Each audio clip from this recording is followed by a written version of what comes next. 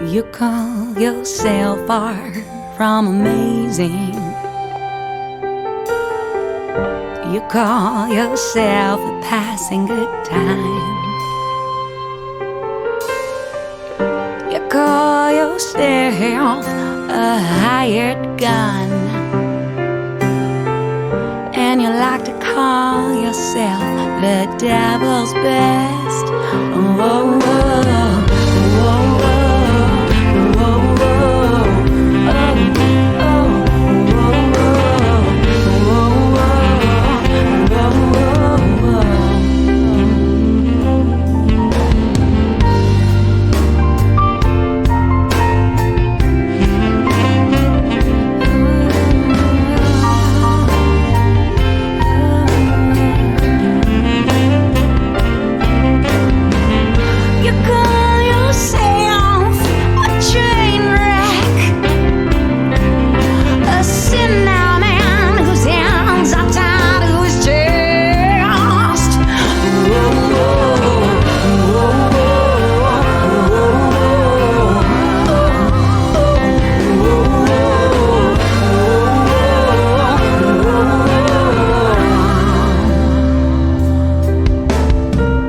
You say that you'll never be a winner, and yet you haven't even played a single game yet. You call yourself the one who's never on time, and yeah, no one else has even departed.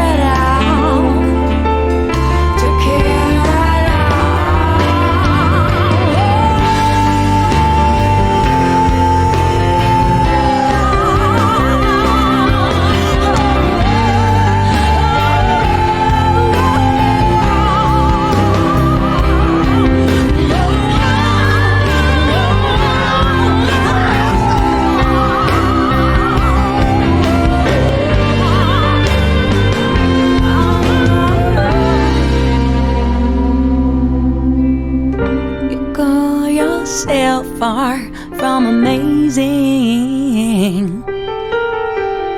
You call yourself a passing good time, good time, good time.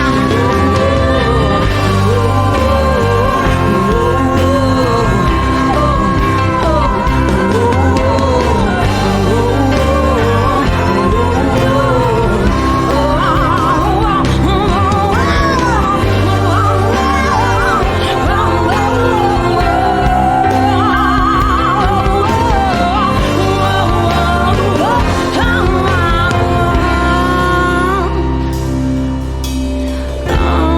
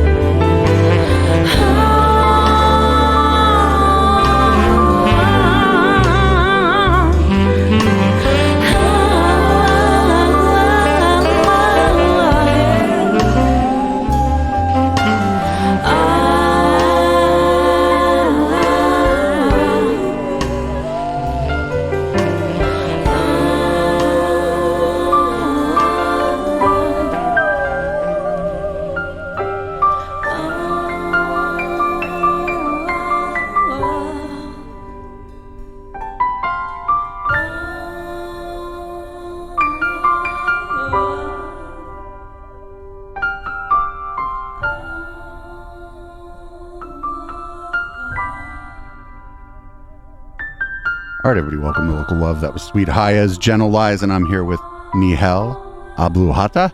Nice! You've been practicing. Nailed it. I've been practicing. You know, it's funny because I've no. Oh, you like that song so much you want to hear it again. No, I this isn't live, but we're recording it live, and that was just a technical problem. Sorry about that, everybody. Anyway, but what I was saying is I've known you this whole time, and you're just on a first name basis with everybody. So like, I don't think I've ever heard you say your last name or anyone else say your last name. So welcome back to Local Love. Thank you. You're the second to the last interview in this San Jose studio. We actually have this band called the Paranoid Strain Orchestra. I met them through a podcast, and they did like a rock opera about like conspiracy theories, and I'm like, oh my god, you have to come on Local Love. Oh my god! So that's going to be can't wait to hear that. It's going to be the last episode out of here. But I'm so glad I have you here because as people might have noticed, we've changed the format up a little bit. And when you see me doing the interviews are with the artist. It's not an interview about your band, which you could go back and find several great interviews with several different members of the band. The last time you guys came in here, you set up and performed in here. It was so much fun. That was a blast. Such a good time. And I guess, before we get started, like, you're in 3 bands. So what are your 3 bands, and where can people find those 3 bands? Thank you for having me, David. It's good to be back. It feels weird to be here without the bands, but so Sweet Haya is the band that you just heard right now. My baby of 12 years with Devin Moreno, Kosuke Okamura, Ryosuke Sakurai, and Austin Geiger. And that's Sweet Haya, Hayah. And we've been together for 12 years. It's going to be 12 years on August 5th. And our honorary members are still Aaron Marcus and Josh Gardner for life. And then my slightly newer band is called Grace and the Grit. And it's really funny. Everybody thinks my name is Grace in that band. And the band is the Grit? And I'm like, nah, I'm the Grit. They're the Grace. And that's also with Austin Geiger, except he's on lead guitar in that band, not bass like he is in Sweet Haya. And Matt Condino, Adam Martinez, and Ryan Walker, a staple in our music community. So that's my second full band, 5-piece. And then Austin and we have had our duo now for, I want to say like 4 or 5 years. And we do a variety of things. We do a lot of our original material.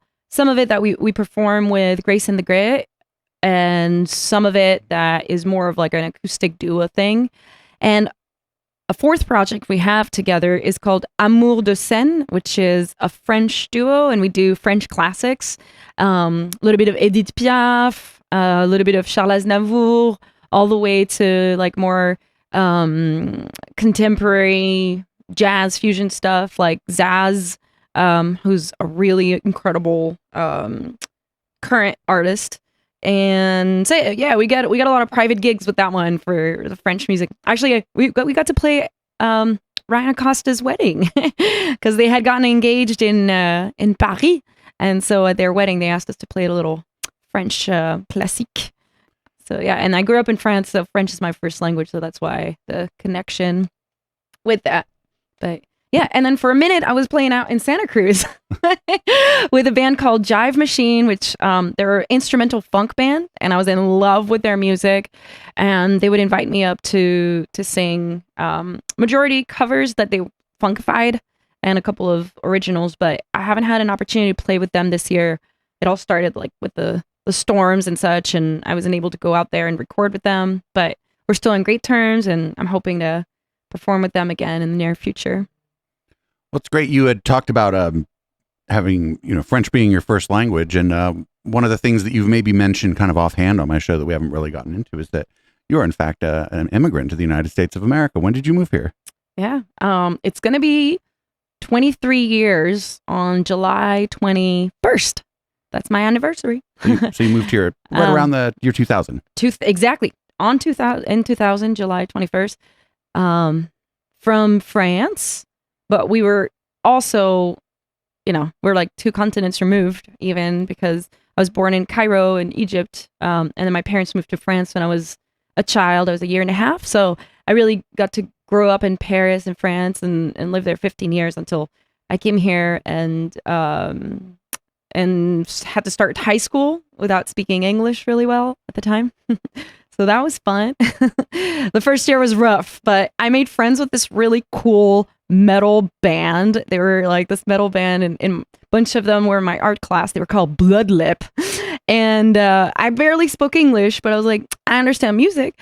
And they invited me to go hang out at their rehearsal space. And I just thought it was so cool. It was the first time I was around teenagers that knew how to make music. And then they invited me to the Cactus Club. I think I was 15 and a half. I don't even know how I got into the Cactus Club, but I did. Somebody nice just slipped me in.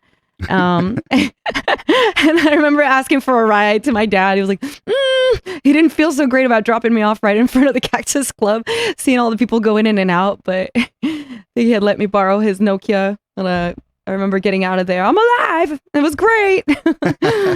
But yeah, good memory. But yeah. So do you think that meeting that band is part of the reason that you're now doing music? Do you think that the fact that your friends, your first friends here were a band, do you think that had a pretty big influence on you going forward? I'm certain it must have had some sort of influence, even if it's just, what's the word? Not consciously, subconsciously. Yeah, there we go.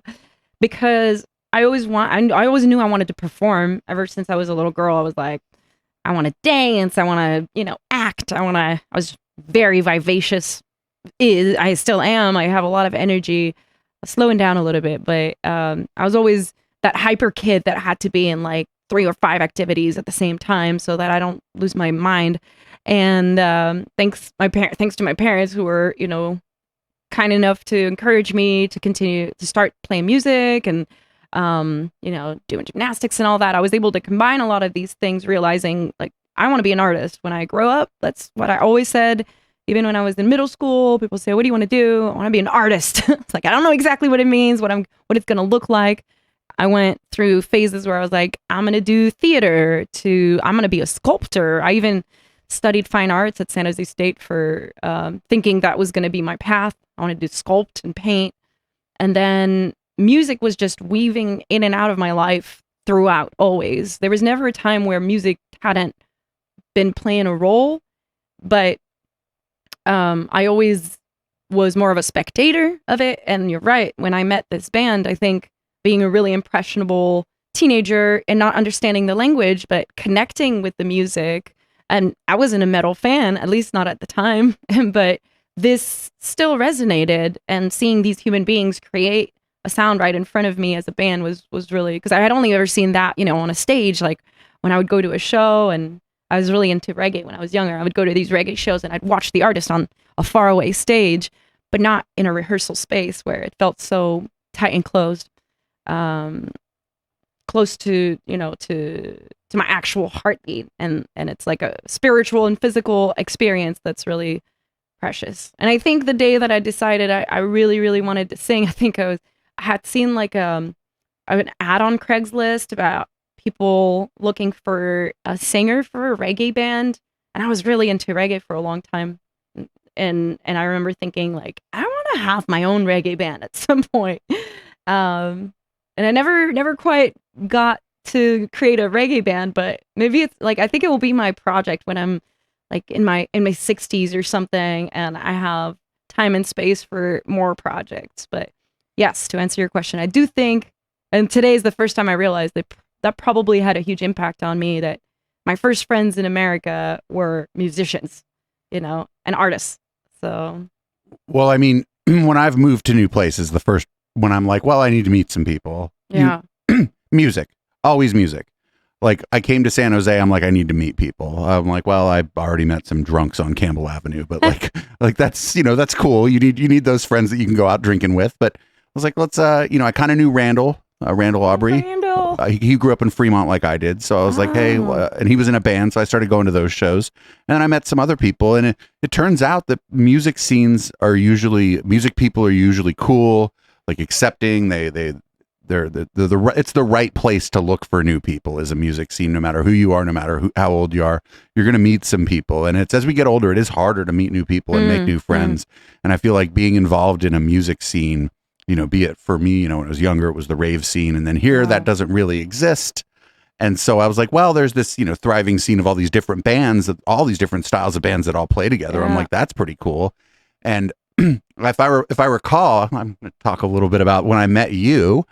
James had known you because he had been a fan of your band. James was my roommate at the time. Hi, James. And you guys were playing at Little Lou's. Oh, wow. Little Lou's barbecue. And then I got drunk, as I do. And then I invited everyone over after the show. And I think so cool. all the band, or either all the band or most of the band came over. I remember that. Yeah. And that's where I met you. And I think that outside of people I had already known, you and Matt Harrison of Periscope were the first people I really got to kind of talk to and kind of get to know, and just sort of kind of casually talk about things other than music and sort of shoot the shit or whatever. And that was super cool because watching your band grow and your talent grow, and then watching Matt grow as a singer.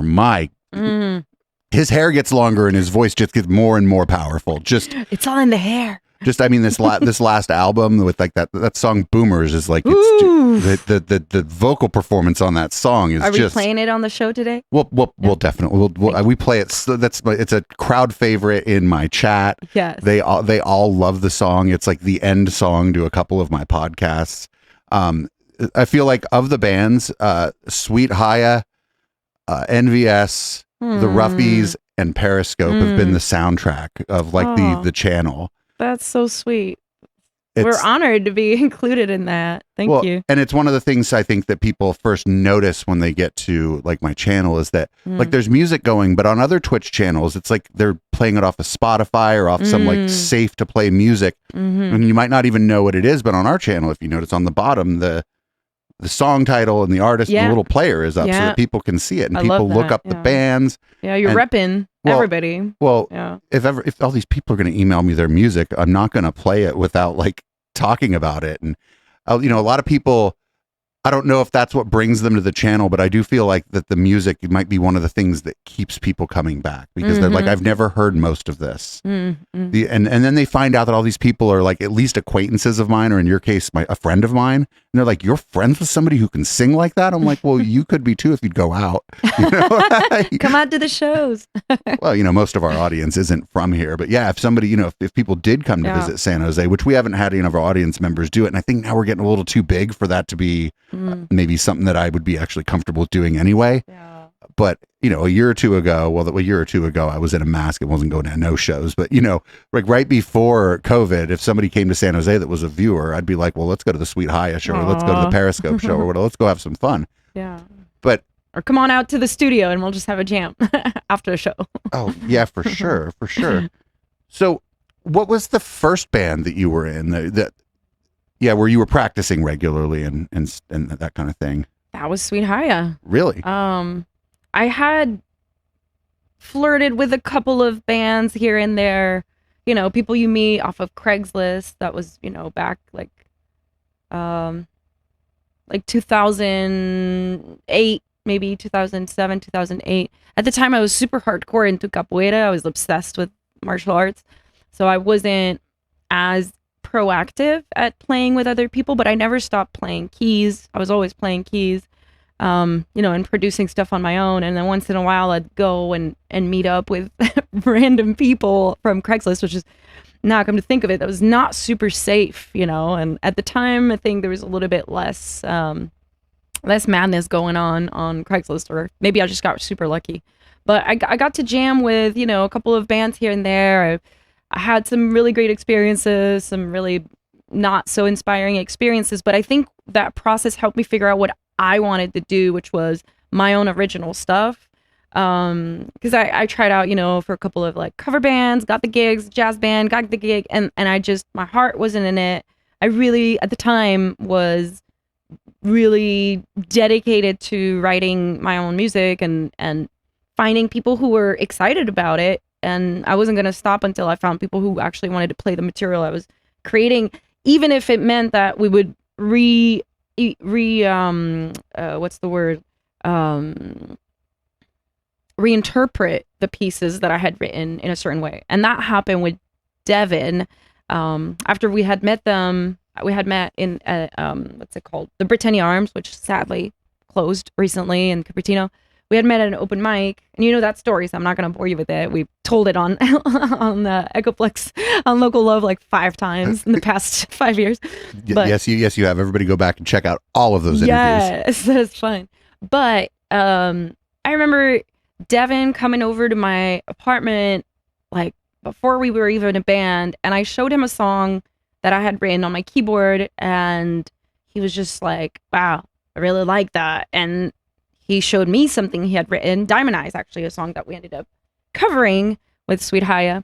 And I was like, well, I really love your songwriting. And it was kind of like a no-brainer, like, let's jam, let's hang out and make some magic happen. And that's when he introduced me to Aaron Marquez. And then Josh at the time was with another band. He was playing with Casey Wickstrom, and but we'd run into each other and saw him at the practice place, and he had started jamming with Aaron and Devin, and that's when I started just kind of sharing what I had, my material with them on the keys.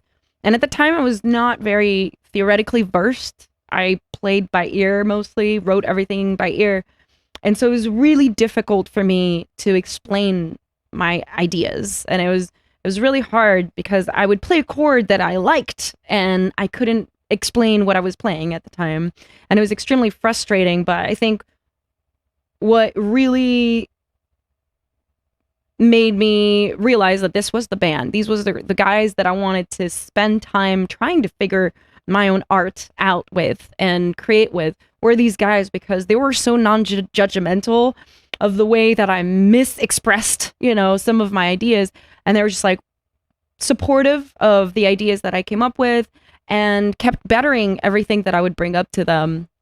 And yeah, and then that was it. That's 12 years ago. All the other bands I ever played with before, they're good experiences that I think helped me get to the point where I could say, this is in fact what I do want to accomplish with my music. I mean, that's always evolving also. I'm never satisfied. I always want more. I always want to evolve and grow and sometimes tweak things in my own songwriting or in the work we do together with both bands.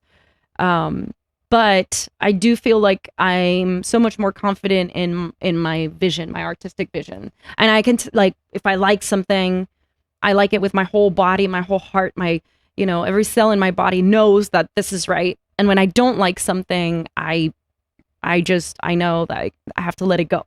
So if that makes any sense. The other person, the non-on-stage member of your band, how did you guys meet Gary? Because Gary, what a wonderful guy. What a nice guy. Oh, I first met Gary and I was like, because I'd met you guys, right? And I was like, I'm so glad that they're hooked up with this guy, because this is a nice guy who cares about this project. There should be a show called Everybody Loves Gary, because that's truly, he is one of the kindest people we've ever come across. And just to give a little bit of background, he was a huge supporter of the ska scene in San Jose, completely still. And he would go out to all the ska shows. And I think I had either heard of him or met him through Monkey. And so we had a lot of friends in common in the music scene, but Roddy Radiation from the Specials was coming through the Blank Club, I think, or like somewhere in San Jose. And they were looking for openers, and they were looking for bands. And I think I reached out to Gary, or Gary reached out to me. He will remember. He has an amazing memory. If he listens to this, he'll correct me. And he helped facilitate the show. And I think it was Monkey and us and Roddy Radiation and the Skabilly Rebels. And I remember after that, like, he kept supporting the band, and everything that I would do, he was behind it, even though he didn't know me really well, but he just had this like blind faith in what I was doing as a band leader. And I remember thinking, this is just a good person. He's a good person who has so much love and energy to give to the local independent artists in our scene that need that kind of energy to thrive, because what we do takes a lot of energy. It takes a lot of like physical but mental energy, and sometimes you get a lot of no's, a lot of rejections, a lot of moments of insecurity, and you meet people like that on your path that they're not just about promoting your music, they're about promoting you as a human being and your values in what you do, the integrity that you try to hold within your art. And he's somebody that I just resonated with on a very just human level. And so although he is no longer managing the band, I've been managing the band, for a little while now. He had some personal things going on and work, and so he didn't have the bandwidth. Obviously, if he ever wanted to help out again, I welcome him with open arms. But I just want to kick it with Gary. I just love him and miss him, and Dawn and his kids and Alana. They're all like incredible people, and they're definitely, like you were saying, like part of the Sweet Haya family, just behind the scenes.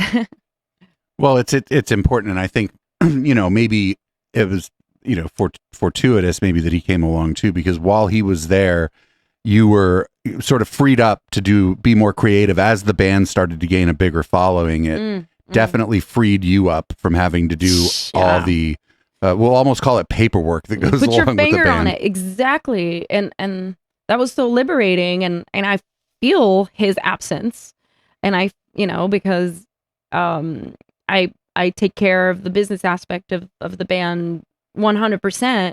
And I get help from the guys, and they're really good at hopping on things. If I delegate, if I know how to delegate, sometimes I need to get better at that and ask for help. But it definitely is hard to keep a balance when, it's like the music is the tip of the iceberg, right? That's what people hear. That's what people see. That's what they experience when you're on stage. Like, wow, that's so cool. You get to do that all the time. It's like 90% of my time is spent doing really not sexy things, like from the website and like putting the social media together, making flyers, booking the shows. That's really rough. Booking is rough because you get a lot of like doors slammed in your face. You get a lot of strange responses, strange requests sometimes. And you meet some strange people that own some venues sometimes too. Also, yeah. And have weird propositions. But I think over the years, I've learned to say no, I could say no nicely, but I can still say no firmly, which I didn't always back in the beginning of our band. But I think the hardest part, like you just said, and that's why I'm going to reiterate the importance of having people on your team, is that anything that I'm doing for the business is going to take away from the creativity, right? And in order for me to still find space and time for the creativity, that's going to be taking away from something else. And sometimes that means seeing family, seeing friends, spending time taking care of yourself sometimes, and you have to make certain sacrifices that aren't super glamorous, and there were years where I felt like I was trying to get alienated from some of my old social circles because I just wasn't available. I wasn't around. I wasn't making the time because I was so focused on like, no, I need to take care of my music. That's my life. That's my oxygen. And if I stop doing that, I'm not going to be around. So it was important. It was really important. So, and there's also a way in which just the Silicon Valley can be kind of alienating in and of itself. Yeah. I got lucky because when I moved here, I moved to the west side and then immediately moved to Campbell, where it's like tight and everybody kind of knows everybody. But when I came out here to the burbs, out here to the south side, I was like this is, I feel like disconnected from the community. There's no place out like out here. There's no place that anybody kicks it or whatever. There's a mall, and I feel like, except for a few pockets, I feel like the South Bay actually just kind of is that way. And it's really easy to become alienated, especially if you become super busy. But even if you're not super busy, it's just easy to become alienated here because it's just not a place like San Francisco or Oakland or whatever, where there's just more like community, I guess, in those places. Well, and San Jose is so geographically broad and spread out. So there's these little silos of community, but it's in order for us to be able to get together, it takes a certain effort. And I think there are great community leaders in the art scene at San Jose that are, and you guys are one of them, obviously, because you're able to also bring people together that are, geographically on different continents. But, festivals that are like downtown San Jose, for example, that try to curate some of the local art and bring us all together, and I have a few. I don't want to list everybody because I also don't want to leave anybody out. But these efforts are great. But to me, it's always felt like we get super excited, and there's these amazing moments that we share at a festival once or twice a year, and we feel like we hella have a tight community, and then you get away from that, and you feel so isolated all of a sudden, and it doesn't feel like that sense of community that you experienced in that moment can continue to live in your daily life, because of whether it's because we're all physically so disconnected, or everybody's just hella busy in the Silicon Valley trying to survive, just like trying to pay bills and trying to simultaneously continue to work on your art and hustle. And everybody's got to hustle in one way or another. So I think I see the efforts that are being made, and I'd love to be more of a part of that community change in providing more spaces for musicians and more events for musicians to come together to share that spirit of community and unity.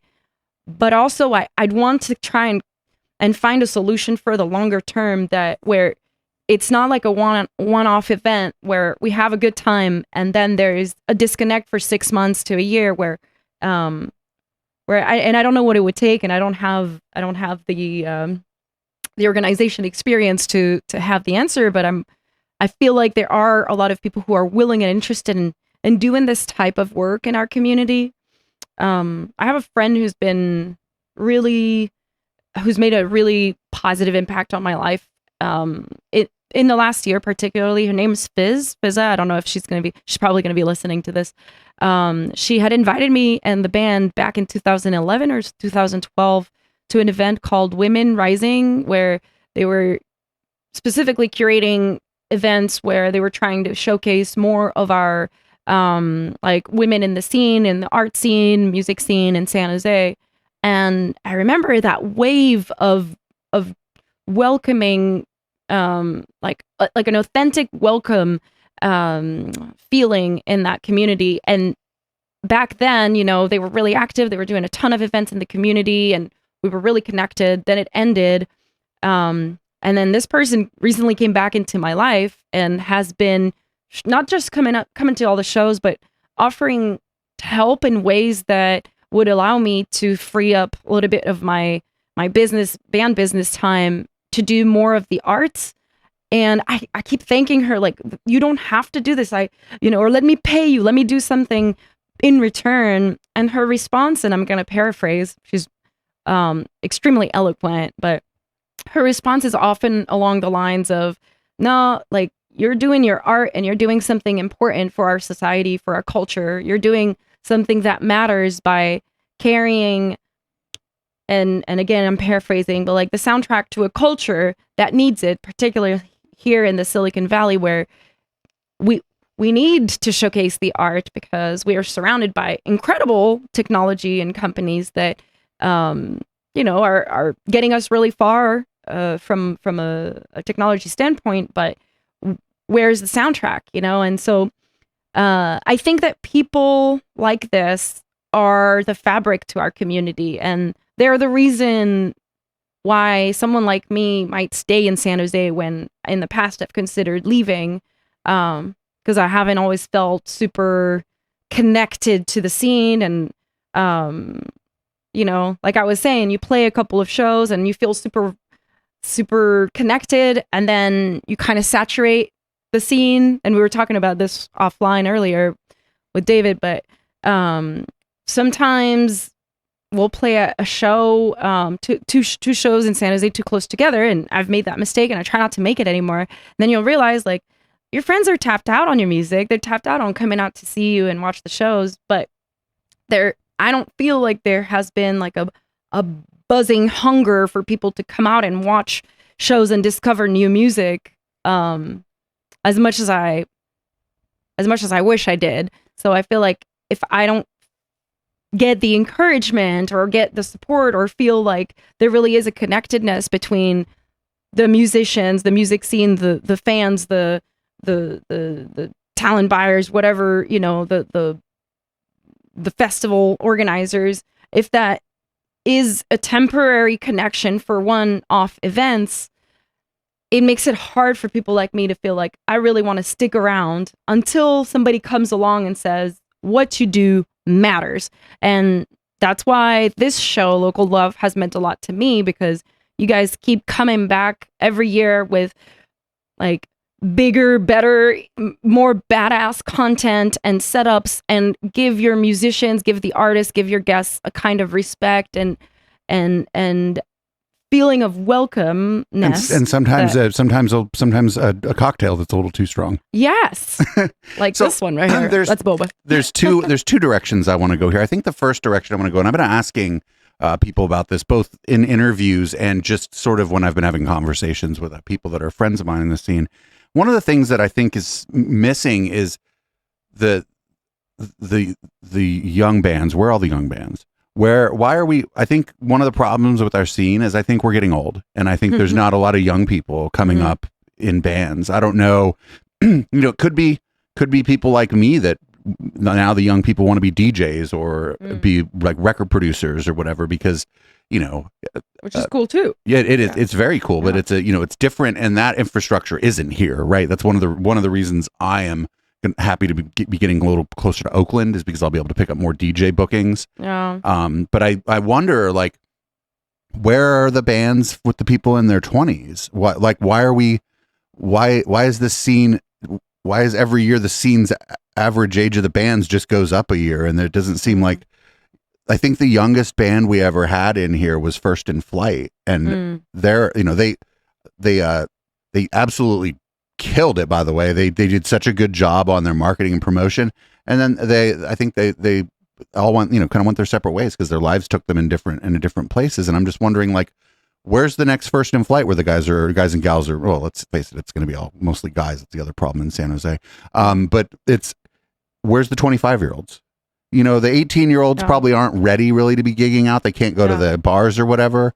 And they're maybe not, mature enough maybe to handle the interpersonal dynamics of a band. But where are the 25-year-olds? I wonder that like all the time. I mean, I've definitely come across some really amazing, talented younger kids in the past few years. Whether it be in San Jose at like Sofa Street Fair and, I don't know if some of the kids in Barely Functional, I think they're a little younger than us at least.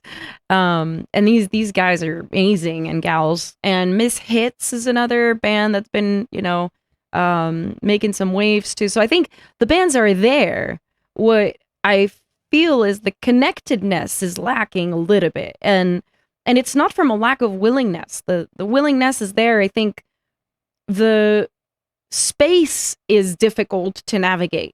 The physical space of not just San Jose, but the South Bay in general is it's a difficult space to find a common ground. And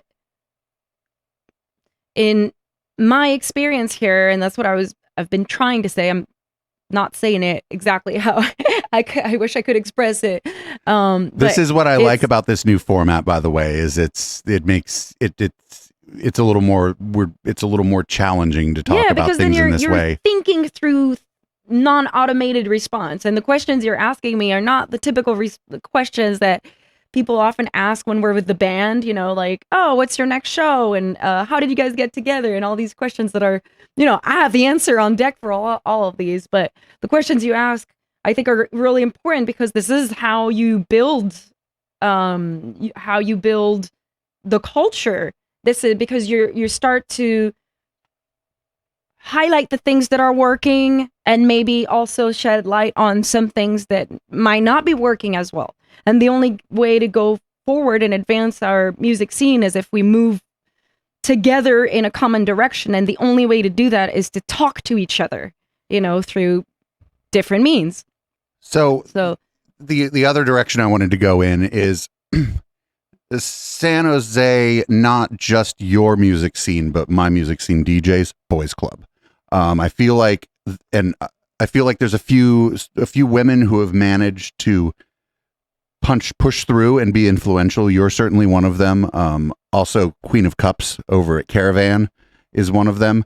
And she, by the way, one of the things we're going to talk about in the post game is going to be the difference between a gatekeeper and an enabler. She is an enabler and not a gatekeeper. Yes. But I'm just wondering, what has your experience been like being, I would say probably, and this might make you blush.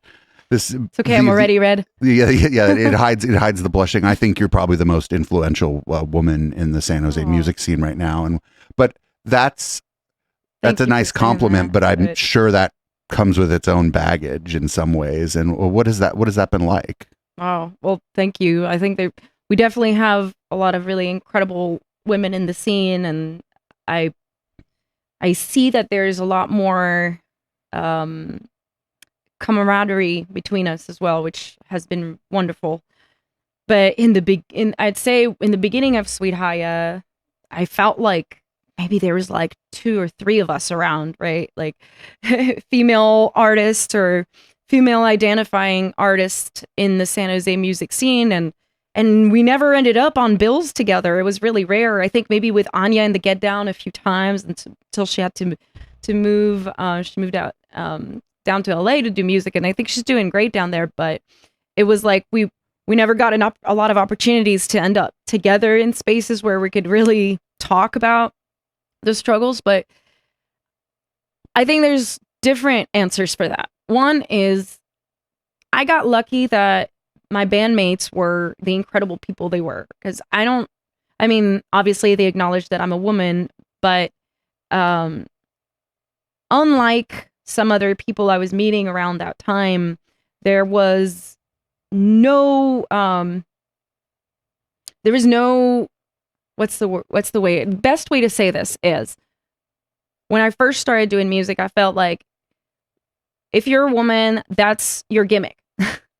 Like, it's a gimmick to be a woman in a band, and that's how you're going to get the gig. Hey, let's get the band with the chick singer for that show or that show, because we have a lineup of all guys, so we need the one band with the chick. And because there weren't a lot of, and that's not necessarily just in San Jose, like when we were doing festivals and playing outside the state even, and even, I would show up to a gig at a festival. It happened somewhere in Texas.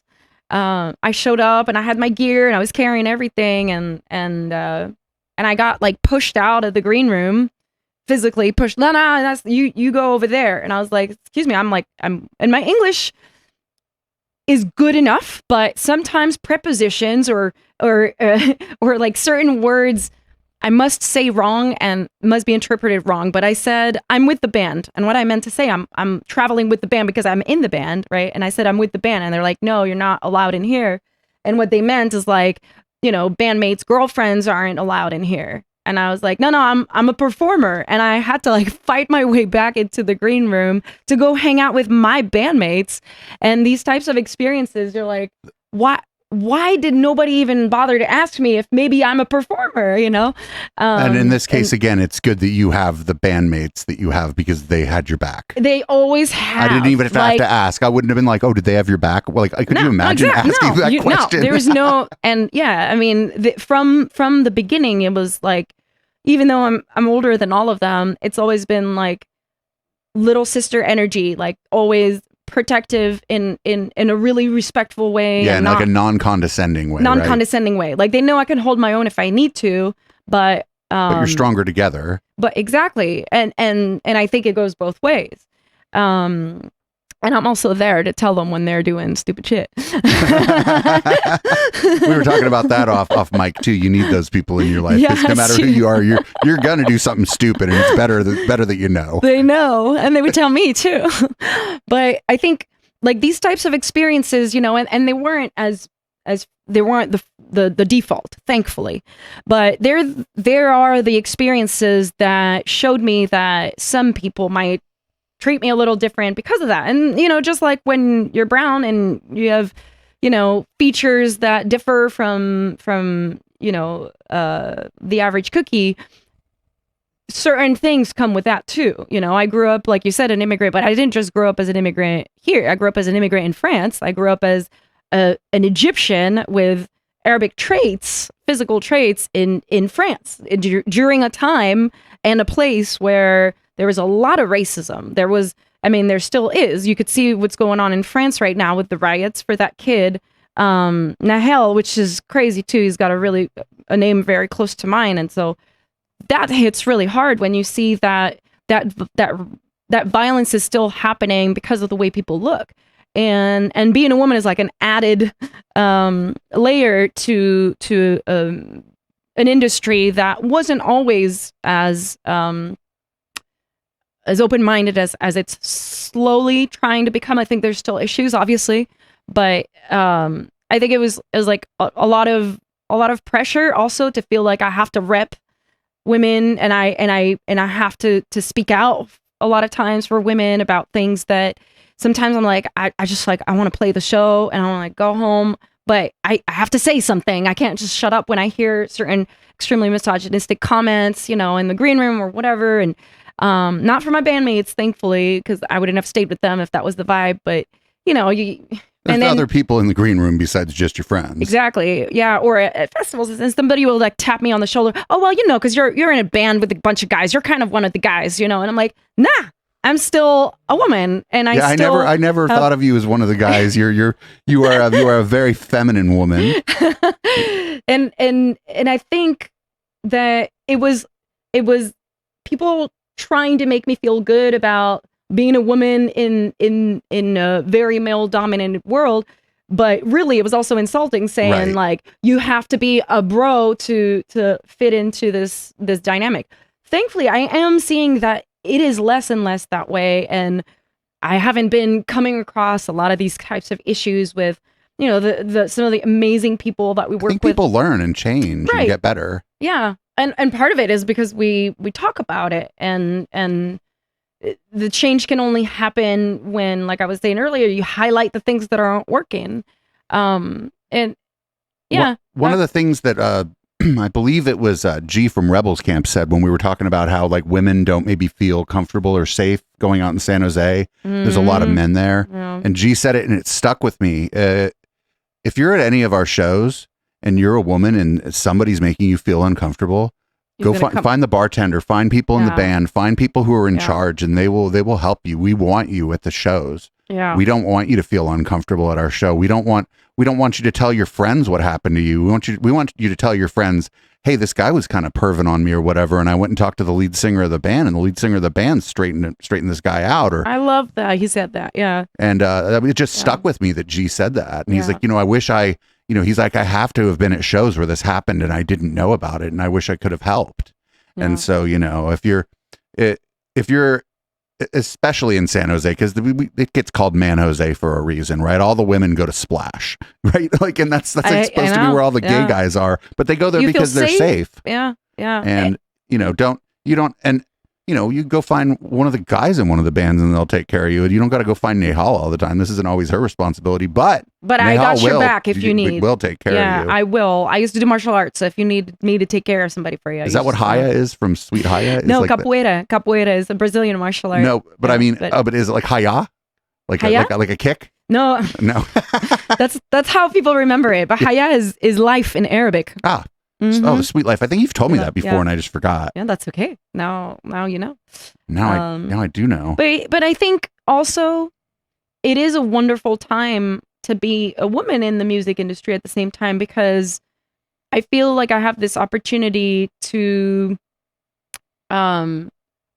to be a platform, myself and the band, to be a platform for others, and to try and channel messages that are empowering to women, to girls, to, like any female identifying person that might be struggling with some of the things that I'm struggling with, might have struggled with, think I might one day struggle with, or maybe just have compassion for. Because the cool thing about writing music is that, especially if you're right, an independent writer that isn't getting paid to write, let me add that. Like, we write what we want, and then people either like it or they don't. But people who choose to listen, I always write for them to come out with something. So at least in the last 6 to 7 years, I've made a conscious choice in the lyrics that I write, that I put together, to perhaps have, obviously we can commiserate a little bit together, talk about the stuff that sucks, and I've had some dark struggles in my life that I talk about in a lot of my songs. And my favorite part is coming out with some sort of light in the lyrics of a song, coming out with some sort of abstract solution. And I say abstract because I don't like writing something that's too specific, that it might not resonate with somebody that could have heard it in a different way, and then it would have resonated. You know what I mean? Like when you over-explain things sometimes, then they make less sense. As a man, if you could imagine, I've had to learn maybe to stop explaining things sometimes, especially to women. Did you know that? How did that realization come about for you? Podcasting. Yeah. Working with the media wench versus being her friend. Yeah. Working with her on a project that we care about. It's not like you work together at a job. Right. A job. It's your passion. It's working on a project that we care about. Yeah. And she would say things every once in a while like, and I don't think I'm speaking out of turn, or she would be mad. She's like, "Do you think I just walk around here and don't pay attention to what's going on?" I love that she said that. Yeah. I was like, "Oh shit." She pays attention. Yeah. So I mean, it's just you learn stuff from that, and it's and exactly, and that's amazing that you took that as an opportunity to grow and learn from it. And I'm not a motivational speaker or a life coach. I'm not certified to help in any way that's, therapeutic, I'd say. But I do think that music has therapeutical powers, and it is a superpower to have an opportunity to put things into a language that can be understood by billions of people around the world. And you never know what that song might do to somebody, how it might affect somebody. And, and particularly with, like you were saying, with the way things can be explained sometimes, 2 women, 4 women, 2 girls, 4 girls, when they're growing up, and like, this is how you're supposed to behave, and this is how you're not supposed to behave, and you're supposed to look more like this and less like that, and you're not graceful enough, and you're not this enough. And you hear these things enough times, you don't even realize they've become a part of your identity. You know what the worst one is? You're not sexy enough, or you're too frumpy. You don't smile enough. Oh yeah, and it's in the workplace, right? Now you can sue easily for that. Right. Well, if it's overt like that, sure. But if people are talking behind your back and you find out about it, that's different. Yeah, which happens. Yeah. It does. Yeah, you're right. You're absolutely right. And I'm not big into TV, but a lot of people that would watch that show Mad Men don't understand that that's what Mad Men was about. I've never watched it, but it's literally about like women entering the workforce in the marketing, in like these big marketing companies. Yeah. And that's, people are like, "Oh, I love this guy," and I'm like, "That's the bad guy, you idiot." Yeah, but with perspective, though, it's I think maybe we could take a little break here. And one of the things I'm going to play this Can't Get Comfortable, because this was the first time that I heard you in your lyrics be a little less abstract about what you meant about the world around you. And I think that maybe 6 months to a year before you wrote this, I think we had you on during the first round of Black Lives Matter protests. And you said that you were, working on a couple songs that were going to be a little more overt about referencing your experience as an immigrant and as a brown person. And I think this is probably the song that came out of that, or at least the song that came out of it that's most overt and unambiguous about that you're right. stuff. Yeah. And so this is Can't Get Comfortable by Sweet Haya, and we'll be back in just a minute.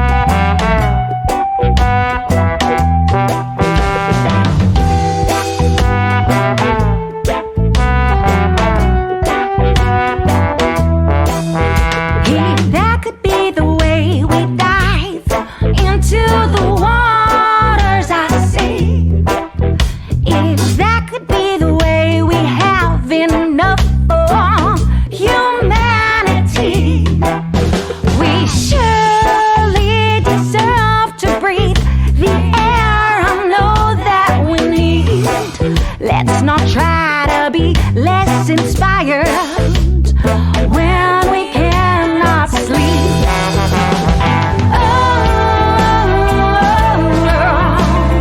I can't get comfortable. I see it. I can't get comfortable. I see it. If my skin color hurts your eyes, then won't you please look away? If my curls rub you the wrong way, then I urge you to look at yourself. No, I ain't got the time to educate you now. No, I ain't got the time, 'cause I've spent my life living your life.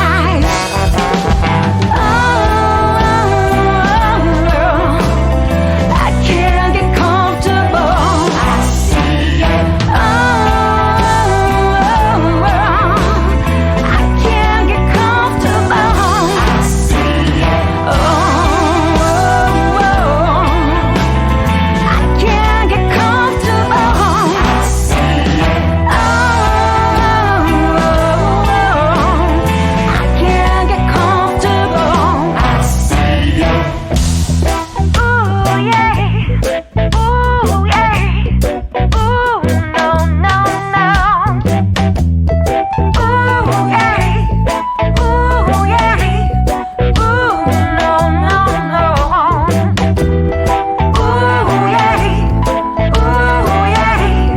Ooh, no, no, no. Ooh, yeah.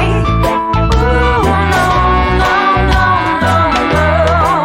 Now if you walk outside that door with your mind at ease, just know there's a billion people out there fighting for free. So you might want to ask yourself if there's a form of communication that you'd like to gain to redeem those who are gone.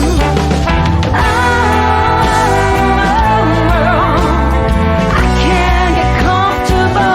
I see it. I can't get comfortable. I see it. I can't get comfortable. I see it. I can't get comfortable. I see it.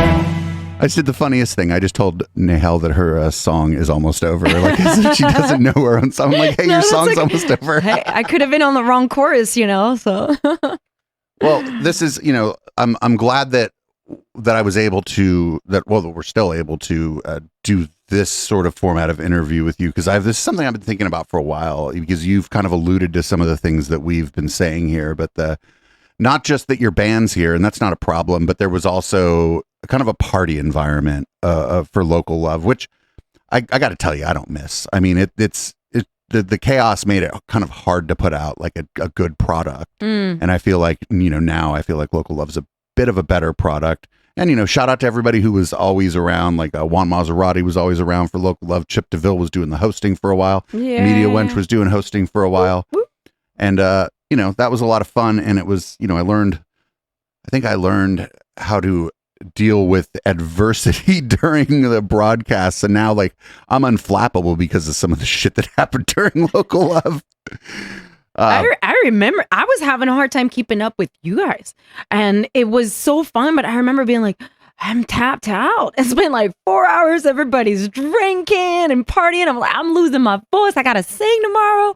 But it was fun, and I think it was a great way to bond, within our community and connect with, the people behind the mic, you guys, and through that, I feel like we've been able to build kind of a family, a Local Love family that's really wonderful. Because obviously, it's fun to party and it's fun and it's fun to just kind of stay on the lighter side of things. But for me personally, I'm only ever able to get to the deeper, harder conversations when I'm, connected to a human being. And being connected to a human being doesn't necessarily mean you've known them for 10, 20 years. It just means that there's something that ties you guys, and not necessarily, it doesn't have to be a party, but it's, a common goal or a common purpose. And I think that that's what Local Love has given in our community. And coming back by myself, without the bands and without the guys, I feel their energy always with me, and I'll always rep them. But I feel like I'm able to talk to you in a way that I didn't get to the past 5 times we've been on here, like you said, because you strip away a little bit of that like fun, wild side of things. Plus, I'm not performing also, and I'm sitting down with no instrument, and I'm not singing. And it's not live. Nobody's managing the chat. Exactly. Like nothing, and all that stuff's totally fun. Yeah. But this is definitely a bit more intimate. It's a bit more intimate, and I think people just are gonna, like, be more likely to share this with their friends, I think, within your community than, even the last time we had you on, that was a blast. That was so fun. That was so fun. Yeah. But I think this is going to be shared around more, but for a completely different reason, because maybe some of the band's fans are going to learn some things about you that they didn't know, and and I wanted to learn some things about you that I didn't know too. Like, well, thank you for having me. How to say your last name that I've read a million times and never Abuelata. said. Nobody knows because I say it in Arabic, and I should try to find a way that's practical for English speakers, but then it ends up sounding like Abuelata, like in Spanish, but it's not. So I just say it, Nehal, Abuelata. That's what it is. I'm sorry. So not sorry. Yeah, you don't need to be sorry about your name here. What I have a really hard time with is people not trying with my first name, and it's 2 syllables, Nehal. And sometimes I have people correct me. Oh, you mean Nehal? No, I didn't say that. I think that's how I've said it, and you corrected me, and I wasn't like, what are you talking about? I never corrected you though. Like if I corrected you, you would have gotten it. Yeah. But when somebody insists that my name is Nehal or Nehal or Neil, or I try to nicely correct them, and then they say, what, like shocking face, why is it a problem that I'm asking you to say my name right? It's not that hard. It's 2 syllables. And I used to tell people, like trying to make them feel better so that they can get my name right. And I'd show them my knee, like knee and hell, bad knee. And everybody laughed. And as somebody who went through 2 knee surgeries, it wasn't funny for me anymore. And I didn't want to continue giving that reference to people because I don't want it to be my identity. I've like struggled super hard with my knee health for over a decade. Somebody who loves to dance as part of the performance, it had to be the first time like that it must have been terrifying the first time that you realized something was wrong. Oh, yeah. Yeah. Were you at the Blanca show when that happened? No. Yeah. That was the second knee injury I had. But the Blank show was probably one of the more traumatic experiences I've ever had on stage because I was just jumping and dancing, and it was one of the last Blank shows we ever did. That's why they shut it down. Just kidding. And I was just jumping up and down, and I landed on a cable wrong, and my knee went one way and my foot went the other way, and I just like collapsed on stage, but I was like, the truth about life is, and the irony was that I was singing the truth about life, which is, if you've ever heard that song, it's quite a roller coaster. And I remember just sitting on the side of the stage and finishing the song. My parents at the time didn't come to a lot of shows. They happened to have come to that show. Oh no, they were probably scared for you. My mom did not enjoy seeing that. It's probably super traumatic for her seeing that. And I just went straight to the hospital after the show. I did finish the set. I felt pretty good about that. But they say the show must go on. The show must go on all the way to Kaiser. Although in retrospect, the wiser thing to have done might have been to immediately seek medical attention, right? Probably. Although we had a show the next day, so I went. It was a private show. It was one of our first private gigs, and we were getting paid pretty good money for it. And I was like, I can't let the guys down. And so I had this brace from my thigh all the way to my ankle. It was like a huge brace, and I played keys at that show, and I just sat at the keys, which if you knew me, you don't do that. I never sit down at a show. I was always on, I was standing even when I'm playing keys. And I was just sitting on the keys. I had my leg raised, and I asked somebody to get me ice during the set, probably, because it was like a 2-3 hour thing. We're playing, I think, an anniversary party or something. It was funny. I remember Devin picking me up, and I was on my crutches that day on the way to the show. And I get in the car, and he plays the Beatles, "Help, I need somebody, help." And I just remember, like, I was probably still on drugs too because of the pain, you know. And in that moment, I was like, it's going to be all right. Like, I got my bandmates, I got my brothers. They're going to take care of me. All I got to do is just sit through the show, survive, sing. And I did quite a few shows like that, sitting down with my brace until I had my surgery. And then actually it ended up being a great situation where I did a lot of cleansing in my life during that time, and ended up writing Backwards with Devin. That song came from that time. And the song starts with "You may never walk backwards," right? And that was a pretty obvious like nod to not being able to walk at all for a while. Yeah, that I think that might have been the first like thing I like, like when you hear a band and you're like, okay, this band is pretty good, and then like their last song, like "The Hair on Your Arm Stands Up" or whatever, that was that might be like when I was like, okay, this band is the bit. But I can't be the only one who's ever said something similar to that to you. We've I think for Backwards specifically, you mean? Yeah. I think Backwards has had a lot of meaning for a lot of people, and we've received such positive feedback on that track. And I think it was because it was super unfiltered. I think the song itself is unfiltered. We went with like a happy-ish sounding instrumental.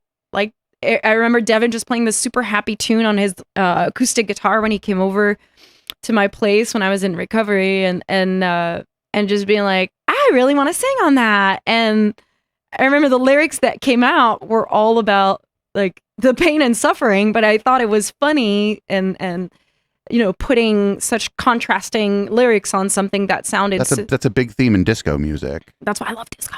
I love disco too. Yeah, I love disco. I love your disco ball right there, but yeah. It's behind the camera. It's bigger than the one that was here when you were here. But now I'm moving this a small room, and the disco ball is I'm probably gonna have to replace it with a smaller one again. Oh. But yeah, I didn't know that about Backwards, that you had written it while you were unable to walk, which makes the first "You may never walk backwards." You might have been thinking that. Yeah. But now I'm so glad that you've recovered, because like dancing and just being active on stage is just such a big part of seeing you guys live. There's other bands that are really good, but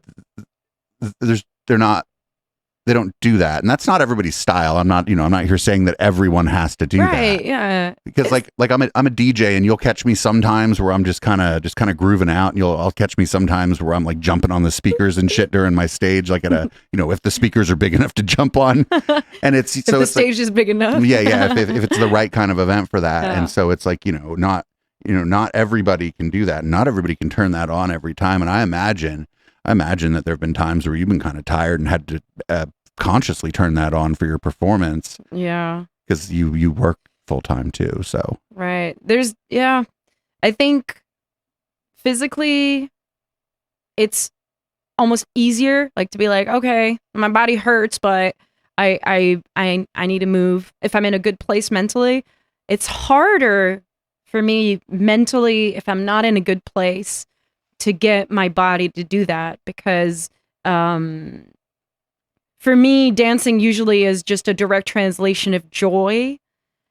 However, what I have found is that even if I'm not in a good place, if I start moving my body and moving it to the whatever song we're playing, and I don't choreograph much, but if I really start to feel it in a non-artificial way, not just like, let me try to find the beat, but just really like, let me vibe to the music, the vibration that is being created around me.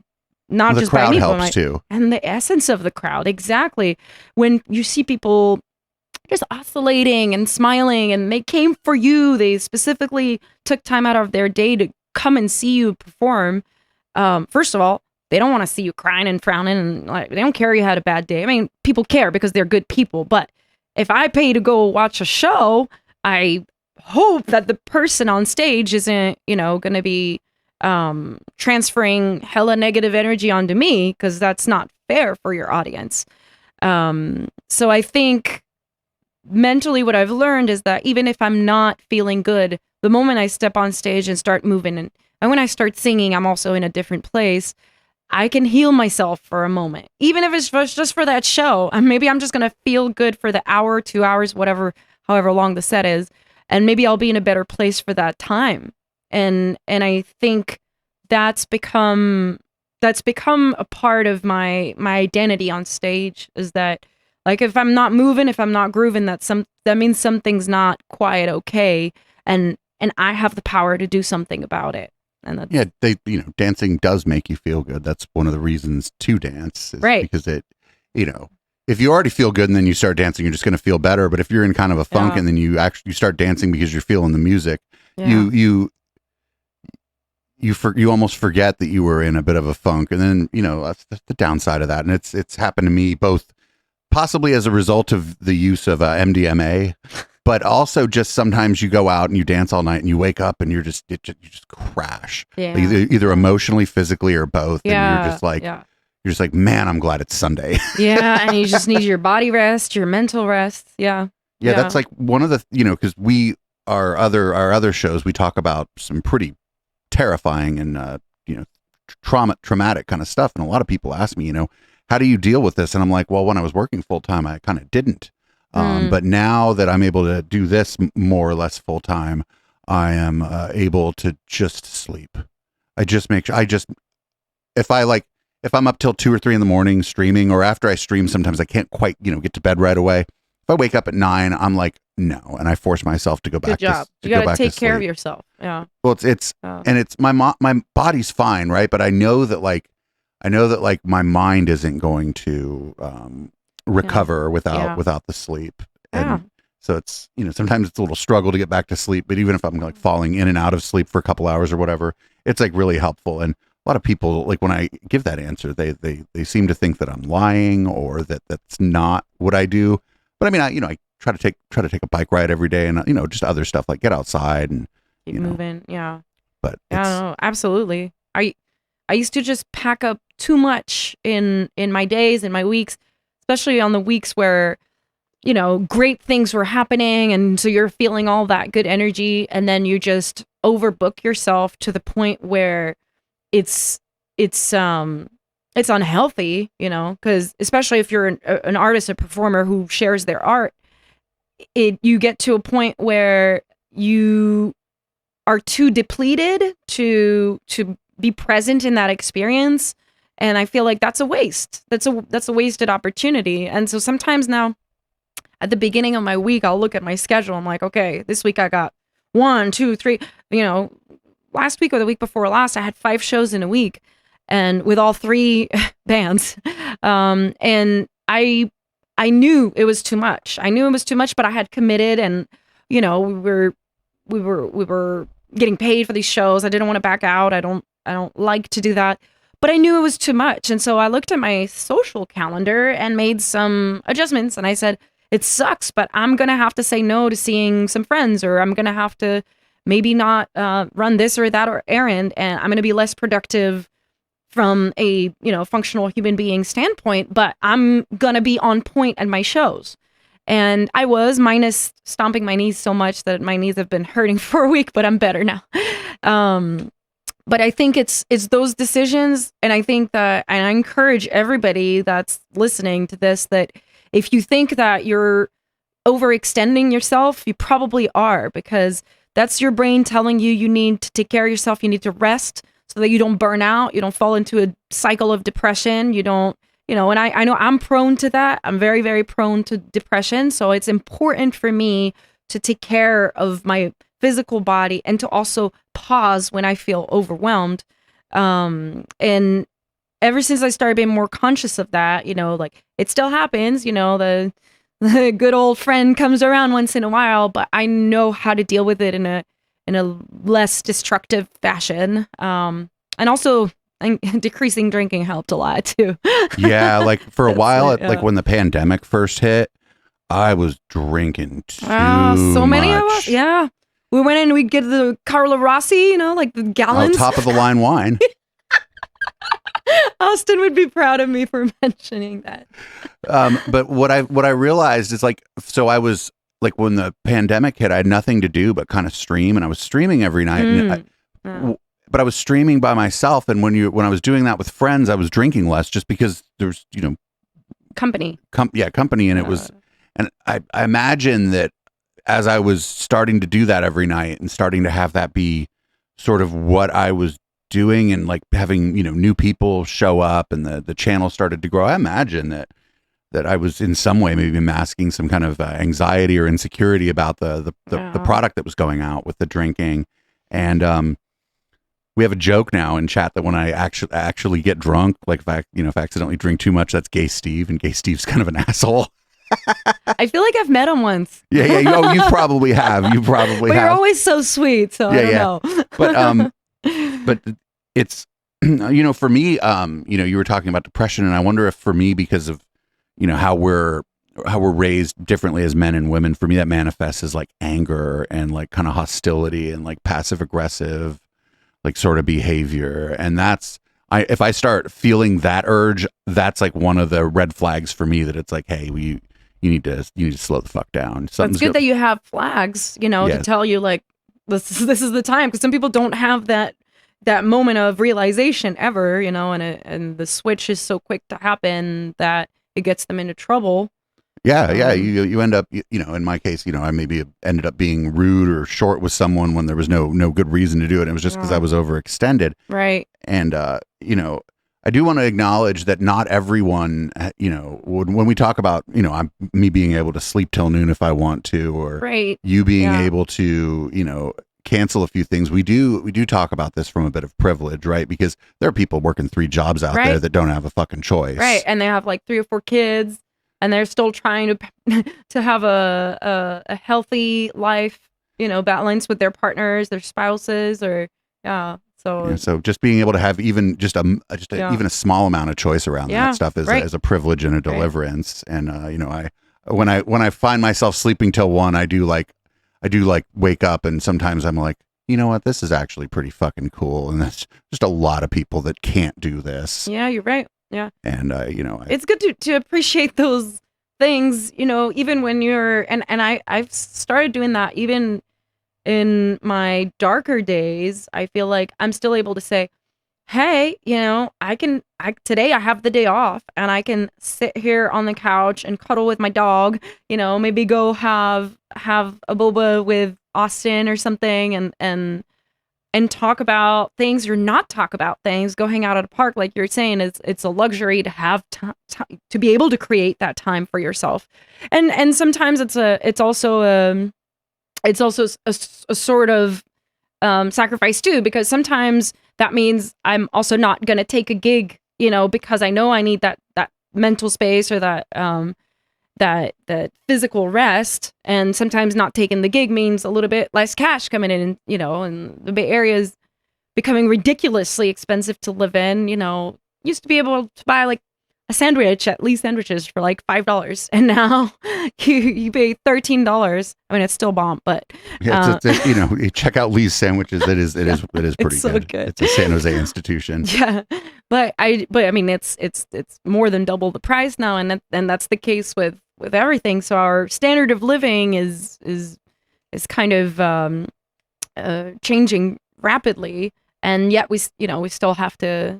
Like, we have the same needs we did 10 years ago, but just less time.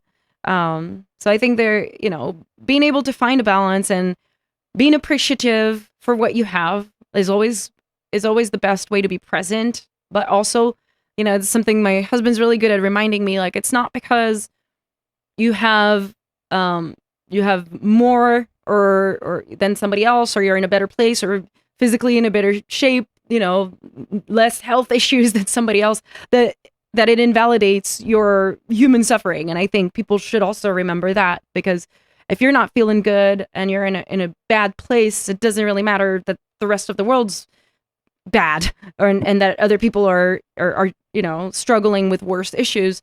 It means that you have to address your issues. It means you have to take care of yourself so that you can also help others. But I think it's a fine balance. Like, don't be a horrible human being, but also don't be horrible to yourself.